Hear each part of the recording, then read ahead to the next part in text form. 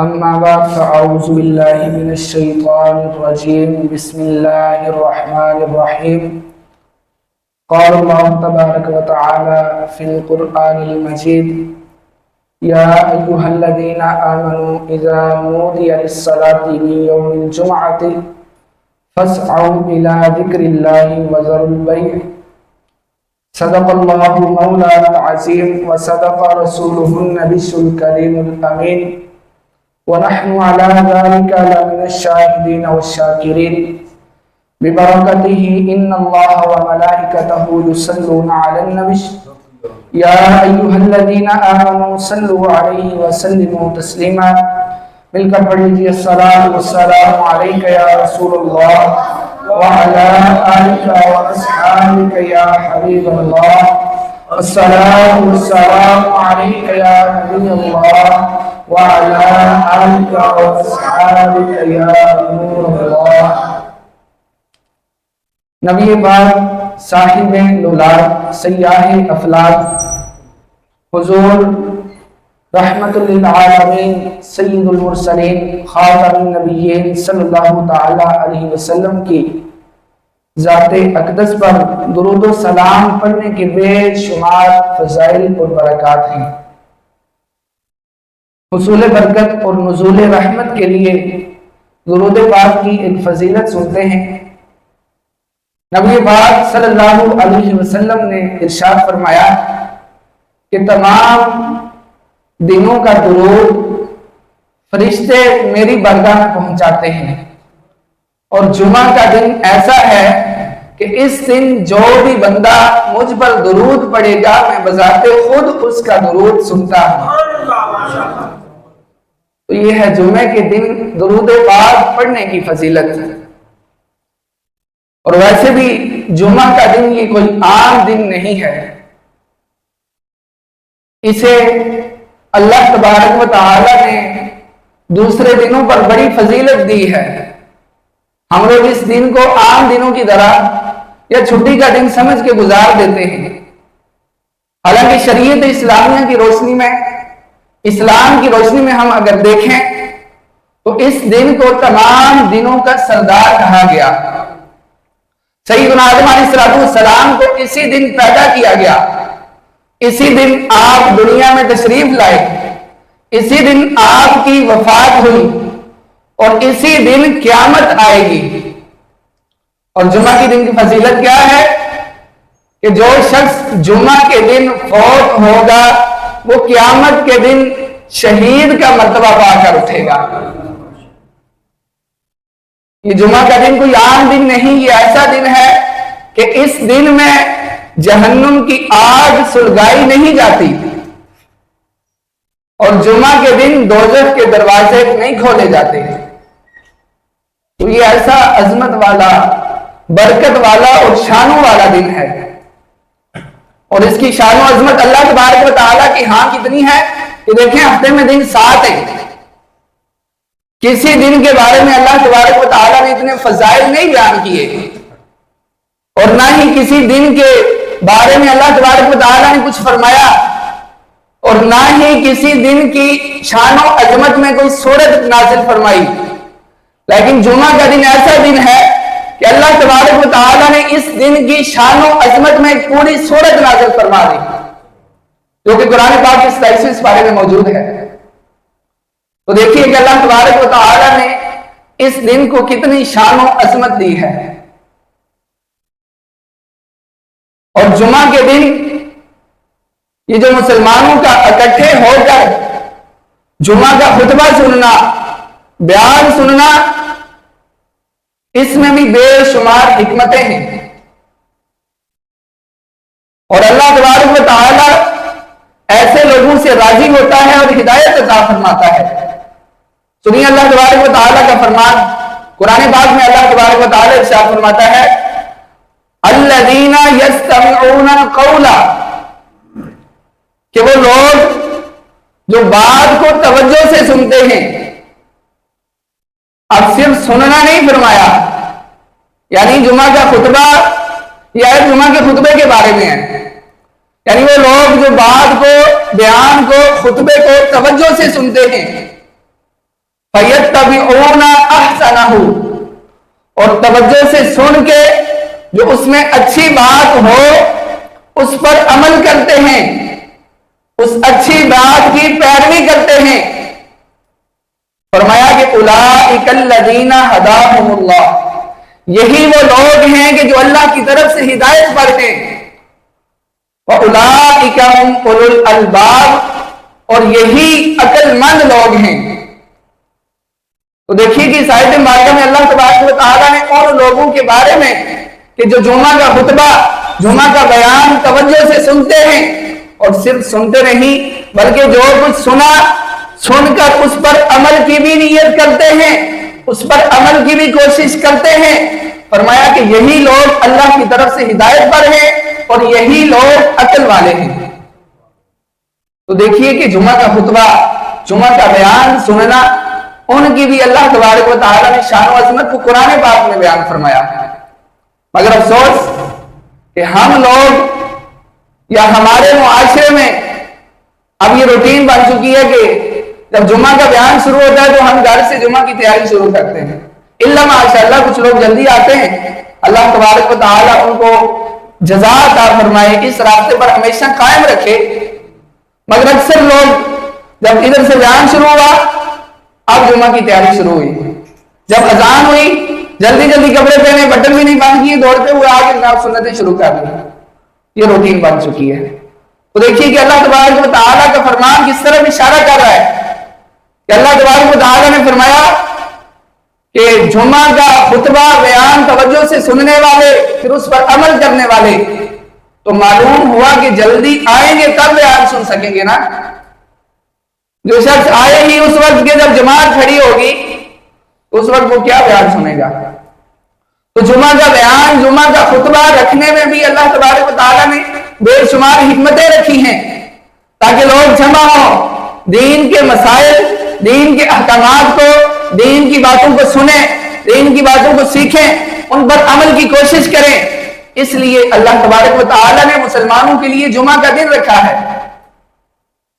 تو ہمیں چاہیے کہ جمعہ کے دن کو ہم اپنے نزدیک کی خاص اہمیت دیں۔ جس طرح اللہ تبارک و تعالیٰ نے اس دن کو شان اور عظمتیں عطا فرمائی، ہمیں بھی چاہیے کہ اسی طرح اس دن کو گزاریں کہ جس طرح اللہ تبارک و تعالیٰ نے اس دن کو بلندیاں عطا فرمائی۔ اور جمعہ کا خطبہ سننے کے انداز دو طرح کے ہوتے ہیں، ایک ہے بے توجہی سے سننا اور ایک ہے صحابہ والا انداز۔ اب دونوں طریقے ہم سنتے ہیں۔ بے توجہی سے سننا یہ کس کا طریقہ ہے اور توجہ سے سننا یہ کس کا طریقہ ہے؟ پہلے بے توجہی سے سننا، اس کے بارے میں سماعت فرمائیے کہ اللہ تبارک و تعالیٰ نے فرمایا غیر مسلموں کے بارے میں، کفار کے بارے میں فرمایا ما یأتیہم من ربہم محدث الا استمعوا وهم یلعبون،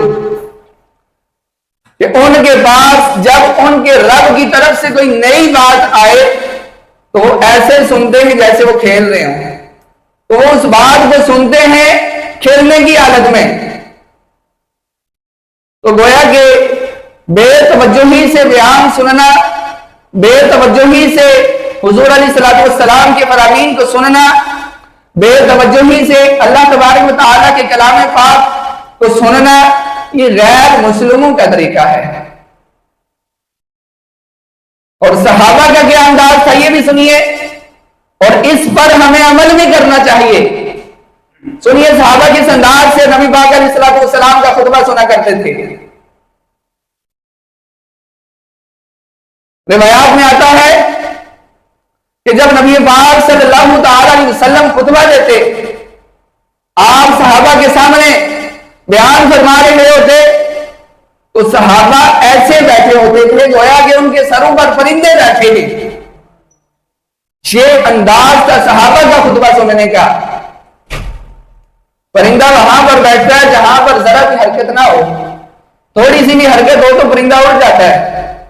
تو گویا کہ صحابہ حضور علیہ السلام کے فرامین کو اتنی توجہ سے سنتے تھے کہ آپ ذرا سی حرکت بھی نہیں کرتے تھے اور اپنی پوری توجہ کو हमदन गोश होकर हुजूर के फरामीन सुना करते थे, हुजूर का खुतबा सुना करते थे। तो ये सहाबा वाला अंदाज हमें भी अपनाना चाहिए कि हम भी हुजूर के जब फरामीन सुने, अल्लाह के अहकामात को, अल्लाह पाक के कलाम को सुने, तो हम भी हमदन गोश होकर अपनी पूरी तवज्जो के साथ सुने। हमारे यहाँ ये रूटीन है कि जब बयान हो रहा होता है तो हमारी तवज्जो बयान की तरफ कम और आने वालों की तरफ ज्यादा होती है। या कोई खड़ा है या कोई आ रहा है, उसकी तरफ हमारी तवज्जो होती है। या बैठे हैं तो नींद के झटके ले रहे हैं, या जाग भी रहे हैं तो जमीन पर उंगली से दरियों से खेल रहे हैं। तो ये बेतवज्जोही वाला अंदाज है। तो ऐसा अंदाज हमारा नहीं होना चाहिए, बल्कि जिस तरह सहाबा हमदन गोश होकर पूरी तवज्जो के साथ सुना करते थे, इस तरह सुनना चाहिए। तो ये आदाब है खुतबा सुनने के, बयानात सुनने के। और इसी तरह जुमा के दिन के फजाइल हुजूर अलैहिस्सलातु वस्सलाम ने भी बेशुमार बयान किए। नबी पाक सल्लल्लाहु अलैहि वसल्लम ने फरमाया कि जो शख्स सुस्ती की वजह से 3 जुमे छोड़ दे, अल्लाह तबारक व तआला उसके दिल पर मोहर लगा देगा। तो गफलत की वजह से, सुस्ती की वजह से जुमा की नमाज नहीं छोड़नी चाहिए। और इसी तरह जुमा के दिन खूब अच्छे कपड़े पहनकर तैयार होकर जुमा के लिए आना चाहिए। और इसके साथ साथ हम लोगों ने ये समझ लिया कि ये इमामा पहनना सिर्फ मौलवियों के लिए रह गया है, उलमा के लिए, हुफाज के लिए, इमामों के लिए रह गया है। ऐसी कोई बात नहीं, बल्कि ये इमामा हुजूर की सुन्नत है और हर शख्स पहन सकता है। जिसकी दाढ़ी नहीं वो भी पहन सकता है, वो इमामा पहनेगा फिर दाढ़ी रखने की कोशिश करेगा। जो पैंट शर्ट पहनता है वो भी इमामा पहन सकता है, उसके लिए भी ये हुजूर की सुन्नत है। तो जब इमामा पहनेगा उसे हया आएगी, पैंट शर्ट उतार देगा। तो ये हुजूर की सुन्नत की बरकतें, हिकमतें हैं। तो सुनिए, जुमा के दिन इमामा पहनने की कितनी ज्यादा फजीलत है, और हम सुनकर इस पर अमल की नीयत करें, अमल की कोशिश भी करें। नबी पाक सल्लल्लाहु अलैहि वसल्लम का फरमाने आलीशान है, आप फरमाते हैं कि जो शख्स जुमा के दिन इमामा बांधेगा, अल्लाह पाक और उसके फरिश्ते इमामा बांधने वाले पर दुरूद भेजते हैं। अल्लाह पाक का और फरिश्तों का दुरूद भेजना यह है कि अल्लाह पाक उस बंदे पर रहमतें नाजिल फरमाता है और फरिश्ते उस बंदे के लिए मगफिरत की दुआएं करते रहते हैं। तो कोशिश किया करें कि जुमा के दिन हम इमामा भी बांध दें। बड़ी प्यारी हुजूर अलैहिस्सलातु वस्सलाम की सुन्नत है। और इसी तरह जुमा के दिन जो काम करने चाहिए, उनमें से एक काम ये भी है कि जिसमें नबी पाक अलैहिस्सलातु वस्सलाम ने बेशुमार फवाइद बयान फरमाए। हुजूर अलैहिस्सलातु वस्सलाम ने फरमाया कि जो शख्स जुमा के दिन नाखून काटेगा, अल्लाह तबारक व तआला उससे बीमारी निकाल कर शिफा दाखिल फरमा देगा। और एक रिवायत में यूं आता है कि जो शख्स जुमा के दिन नाखून काटेगा, अल्लाह तबारक व तआला अगले जुमे तक उसे बलाओं से महफूज रखेगा और 3 दिन मजीद यानी 10 दिन तक बलाओं से महफूज रखेगा। तो जुमा के दिन नाखून काटने की भी बड़ी फजीलत है। और अगर इंसान के नाखून बहुत बड़े हैं तो ये रिज्क में तंगी का सबब है। रिवायात में आता है कि बड़े नाखून रिज्क में तंगी का सबब है। तो जब इंसान के नाखून बड़े हों तो जुम्मा का इंतजार नहीं करना चाहिए, बल्कि जब भी मौका मिले नाखून को काट लेना चाहिए, क्योंकि बड़े नाखून जो हैं ये रिज्क में तंगी का सबब होते हैं। और इसी तरह नबी पाक सल्लल्लाहु अलैहि वसल्लम ने इरशाद फरमाया कि अल जुम्अतु हज्जुल मसाकीन, यानी जुमा का दिन मसाकीन का हज है। और एक रिवायत में फरमाया कि अल जुम्अतु हज्जुल फुकरा, कि जुमा का दिन फुकरा का हज है। और इसी तरह बाद रिवायत में आता है कि जुमा का दिन मोमिन के लिए ईद का दिन है। तो इतनी शान और अजमत वाला दिन है, अल्लाह तबारक व तआला ने हमें अता फरमाया है। नबी पाक सल्लल्लाहु अलैहि वसल्लम ने इरशाद फरमाया कि जुम्मा के दिन 24 घंटे हैं اور کوئی گھنٹہ ایسا نہیں کہ جس میں اللہ تبارک و تعالی دوزخ سے 6 لاکھ ایسے گناہگاروں کو عذاب نہ فرماتا ہو کہ جن پر دوزخ کی آگ واجب ہو چکی تھی۔ 24 گھنٹوں میں سے ہر گھنٹے میں اللہ تبارک و تعالی دوزخ سے دوزخیوں کو عذاب فرماتا ہے۔ اور جمعہ کے دن ایک نیکی کا ثواب 70 گنا بڑھا دیا جاتا ہے۔ تو کس قدر اللہ کی رحمت ایک بندہ مومن پر وسیع ہے کہ ایک نیکی کرے گا آدمی تو اللہ تبارک و تعالیٰ اس کو 70 نیکیوں کا ثواب عطا فرمائے گا۔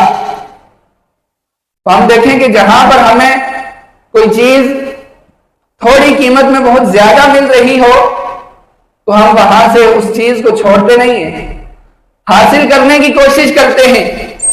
یعنی سیل سے جہاں پر سیل لگی ہو اور چیز بھی ہماری پسند کی ہو تو ہم چیز کو لے لیتے ہیں۔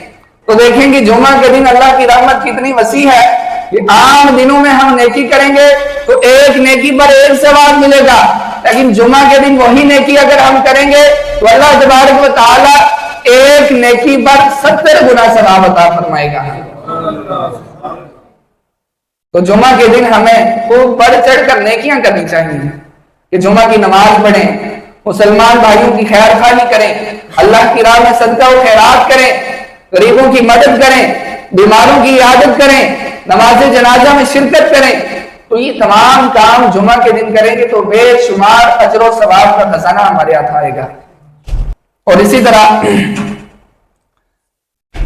حضور علیہ السلام کا فرمانے علی شان ہے کہ جمعہ کے دن میں ایک ایسی گھڑی آتی ہے کہ اگر کوئی شخص اس گھڑی کو پا کر اس میں دعا کرے تو اللہ تبارک و تعالیٰ اس کی دعا کو ضرور قبول فرماتا ہے۔ اور علماء فرماتے ہیں کہ زیادہ کمی امکانات، جو زیادہ کمی قول ہیں ان اوقات کے بارے میں وہ یہ ہیں کہ وہ وقت یا تو 2 خطبوں کے درمیان ہوتا ہے یا پھر عصر سے مغرب کے درمیان ہوتا ہے۔ تو ان 2 وقتوں میں سے کوئی وقت ایسا ہے، کوئی گھڑی ایسی ہے کہ جس میں آدمی اللہ تبارک و تعالیٰ سے دعا کرے تو اللہ تبارک و تعالیٰ دعا کو قبول فرماتا ہے۔ اور اسی طرح جمعہ کے دن اپنے والدین کی قبر پر بھی حاضری دینی چاہیے۔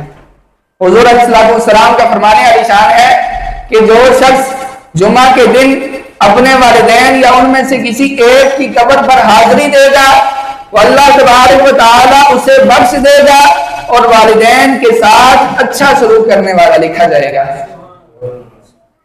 اور ایک روایت میں آتا ہے نبی پاک صلی اللہ علیہ وسلم نے ارشاد فرمایا کہ ہر پیر اور جمعرات کو انسان کے اعمال نامے اللہ تعالیٰ کی بارگاہ میں پیش کیے جاتے ہیں، اور جمعہ کے دن ہر آدمی کا اعمال نبیوں کی بارگاہ میں اور اس کے والدین کی بارگاہ میں پیش کیے جاتے ہیں، اور اپنی اولاد کے اعمال ناموں کو دیکھتی ہے تو اگر وہ اچھے ہوں تو وہ خوش ہوتے ہیں اور ان کے چہروں کی چمک بڑھ جاتی ہے۔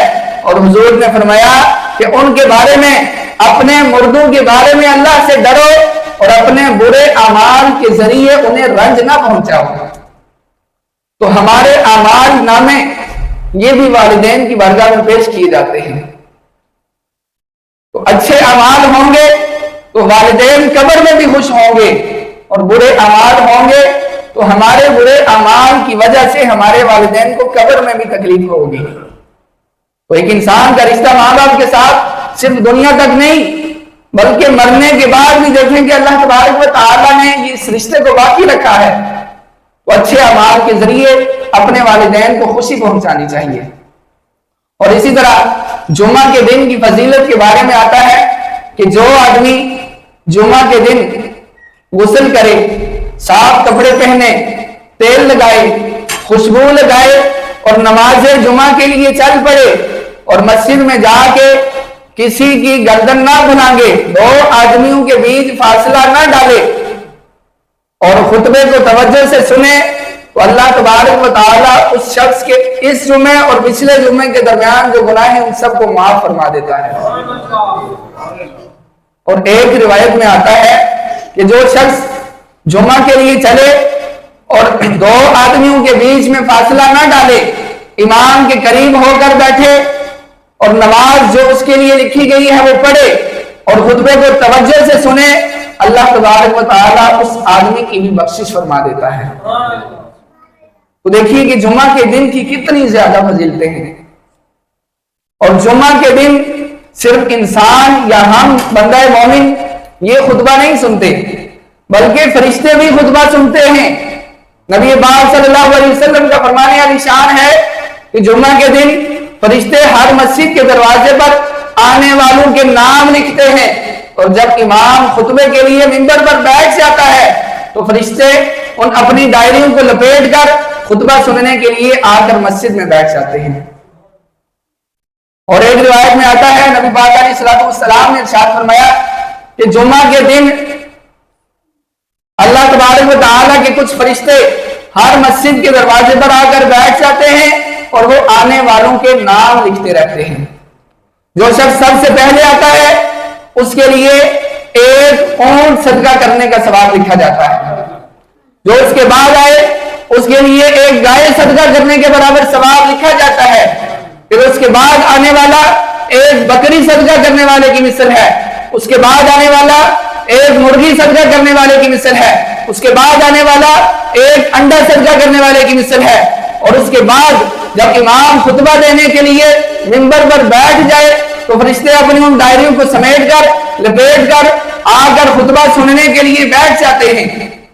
تو دیکھیے کہ جمعہ کے دن جلدی آنا کس قدر ثواب کا کام ہے کہ اللہ تبارک و تعالیٰ اونٹ صدقہ کرنے کے برابر ثواب عطا فرماتا ہے۔ تو ایک انسان کے بس میں یہ بات نہیں کہ وہ ہر جمعہ کو اونٹ صدقہ کرے، لیکن وہ جمعہ کی نماز میں جلدی آ کر اونٹ صدقہ کرنے کا ثواب تو کما سکتا ہے۔ ایک انسان کے بس میں یہ بات اگر نہیں کہ وہ ہر جمعہ کے دن گائے صدقہ کرے، بکری صدقہ کرے، لیکن ایک انسان جمعہ کے دن اگر جلدی آ جائے تو وہ گائے اور بکری صدقہ کرنے کا ثواب تو کما سکتا ہے۔ تو دیکھیں کہ اگر ایک طرف سے ہم ثواب نہیں کما سکتے تو اللہ تبارک و تعالیٰ نے ہمارے لیے دوسرا راستہ بھی رکھا ہے، تو ہم اس راستے کو اختیار کر کے ثواب کما سکتے ہیں۔ تو یہ اللہ کی رحمت بڑی وسیع ہے۔ نبی پاک صلی اللہ علیہ وسلم کا فرمانے والی شان ہے، حضور علیہ السلام نے فرمایا کہ تمہارے لیے ہر جمعہ کے دن میں ایک حج اور ایک عمرہ رکھا گیا ہے۔ اور وہ کیسے؟ فرمایا کہ جمعہ کی نماز کے لیے جلدی جانا ایک حج کے برابر ہے، اور جمعہ کی نماز کے بعد عصر کی نماز کا انتظار کرنا ایک عمرے کے برابر ہے۔ تو دیکھیں کس قدر فضائل، برکتیں، فضیلتیں کی جمعہ کے دن کے بارے میں بیان ہوئی ہیں، مگر افسوس کہ آج ہمارے اس معاشرے میں جمعہ کے دن کو عام دنوں کی طرح سمجھ کر گزار دیا جاتا ہے۔ جمعہ کے دن کو چھٹی کا دن، فرائیڈے، یہ سمجھ کر گزار دیا جاتا ہے، حالانکہ اللہ تبارک و تعالیٰ کے فرامین قرآن پاک میں حضور علیہ السلام کی احادیثیں یہ اس بات کی طرف اشارہ کرتی ہیں کہ جمعہ عام دنوں کی طرح نہیں، بلکہ جمعہ تمام دنوں کا سردار ہے۔ سب سے پہلے آدم علیہ السلام دنیا میں تشریف لائے تو جمعہ کے دن آئے، اور آخری دن جو جمعہ کا دن ہوگا قیامت بھی جمعے کے دن ہی ہوگی، یعنی پہلا دن بھی جمعے کا تھا، آخری دن بھی جمعے کا ہوگا۔ امام غزالی رحمۃ اللہ تعالی علیہ فرماتے ہیں کہ پہلی صدی میں جمعہ کا لوگوں کو اس قدر شوق تھا کہ نماز فجر کے بعد راستوں پر رش لگ جاتا تھا، لوگ نماز جمعہ کے لیے مسجدوں کی طرف چل پڑتے تھے، اور فرماتے ہیں کہ سب سے پہلی جو بدعت اسلام میں شروع ہوئی وہ نماز جمعہ کے لیے لوگوں نے جلدی جانا چھوڑ دیا،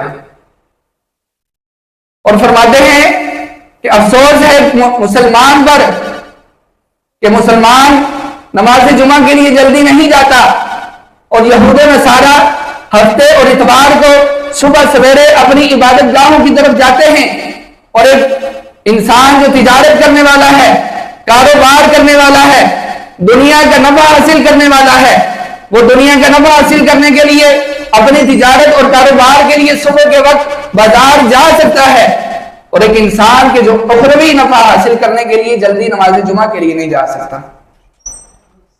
تو یہ قابل افسوس بات ہے۔ تو ہمیں چاہیے کہ ہم جمعہ کے دن کو اہمیت دیں کہ جس طرح عام دنوں کو ہم عام روٹین کے مطابق گزارتے ہیں، اس طرح جمعہ کے دن کو نہ گزاریں، بلکہ جمعہ کا دن ایک خاص دن ہے اور اس کو خاص دن سمجھ کر گزاریں۔ اللہ تبارک و تعالی ہمیں جو کچھ سنا سیکھا اسے یاد رکھنے، اس پر عمل کی توفیق عطا فرمائے۔